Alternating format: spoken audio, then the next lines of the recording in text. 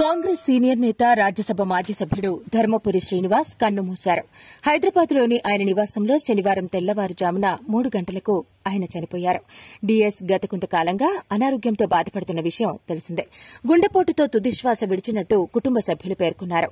DS అని కార్యకర్తలు, ఆయన అభిమానులు, బయటి ప్రపంచమంతా ముద్దుగా పిలుచుకునే ధర్మపురి శ్రీనివాస్ సెప్టెంబర్ 27, 1948లో జన్మించారు. నిజామాబాద్ జిల్లా వేల్పూరు ఆయన స్వగ్రామం.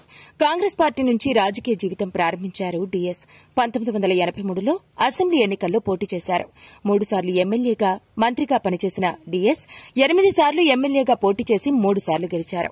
7 సార్లు నిజామాబాద్ అర్బన్లోనూ, ఓసారి రూరల్ నుంచి పోటీ చేశారు. ఉమ్మడి ఏపీలో కాంగ్రెస్ పార్టీలో కీలకంగా పనిచేశారు.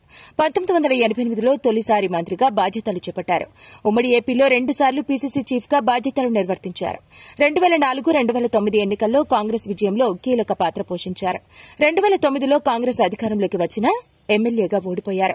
2013 నుండి 2015 మధ్య శాసనమండలి సభ్యునిగా బాధ్యతలు చేపట్టారు.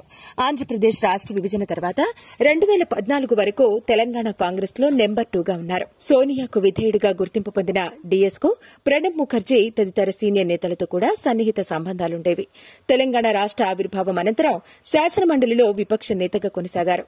రెండోసారి ఎమ్మెల్సీగా అవకాశం రాకపోవడంతో అసంతృప్తి చెంది 2015లో కాంగ్రెస్ కు రాజీనామా చేసి అప్పటి టీఆర్ఎస్ లో చేరారు. 2016, 2022 మధ్య టీఆర్ఎస్ రాజ్యసభ సభ్యుడిగా కొనసాగారు. ఆ సమయంలోనే పార్టీతో విభేదించి మళ్లీ 2023లో కాంగ్రెస్ గూటికి చేరుకున్నారు.